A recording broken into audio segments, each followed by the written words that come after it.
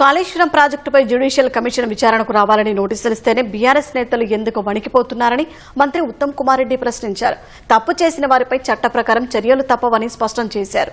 న్యాయ విభాగాల్లో పలు హోదాలో విశిష్ట సేవలందించిన జస్టిస్ పీసీ ఘోష్ కమిషన్ను కించపరిచేలా తప్పుడు ప్రచారం చేస్తున్నారని మండిపడ్డారు. ప్రాణహిత చేవళ్ల ద్వారా గ్రావిటీ ద్వారా నీళ్లిచ్చే అవకాశం ఉన్నప్పటికీ కమిషన్లతో జేబులు నింపేందుకు కాళేశ్వరం ప్రాజెక్టు కట్టారని ఉత్తమ్ ఆరోపించారు.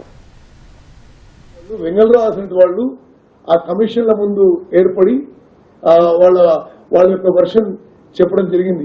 మరి వీళ్ళెందుకు ఈ విధంగా వణికిపోయి అడుగులు మాట్లాడుతున్నారో, మీరు ఏ తప్పు చేయకుంటే జ్యుడిషియల్ కమిషన్ నోటీస్ ఇవ్వగానే ఆ జ్యుడిషియల్ కమిషన్ ని కించపరిచే విధంగా మాట్లాడడం, ఇది యావత్ తెలంగాణ సమాజం ఖండించాలని చెప్పి మేము కోరుకుంటున్నాం. ఒక పెద్ద మనిషిని బాంబులు అది అని మాట్లాడుతున్నాడు. మరి మీరే గవర్నమెంట్ లో అప్పుడు మీరు ఎఫ్ఐఆర్ ఫైల్ చేసిర్రు. ఆ ఎఫ్ఐఆర్ ఫైల్ చేసిన మేరకు మరి బాంబులు ఉన్నాయో మరొకటి ఉన్నదో మీరు మీ పోలీసు మీ చేతిలోనే ఉన్నారు.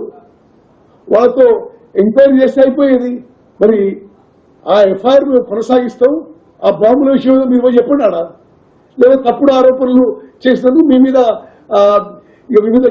చట్టపరమైన చర్యలు తీసుకోవాల్సి వస్తుంది. సిఏజీ రిపోర్ట్ ఇచ్చింది, national dam safety authority vigilance report ఇచ్చింది. ఎవరు రిపోర్ట్ ఇచ్చినా అసలు ఏదో మేము అద్భుతంగా కట్టినాం, ఇదేదో వీళ్ళు బదనాం చేసే ప్రయత్నం కాదు. నిజాలు తెలుసుకొని చట్టపరమైన చర్యలు తీసుకోవడానికి జ్యుడిషియల్ కమిషన్ ఏర్పాటు చేసినాము. జ్యుడిషియల్ కమిషన్ రిపోర్ట్ ప్రకారము చట్టపరమైన చర్యలు ఉంటాయని చెప్పి కూడా స్పష్టంగా మనవి చేస్తున్నాను.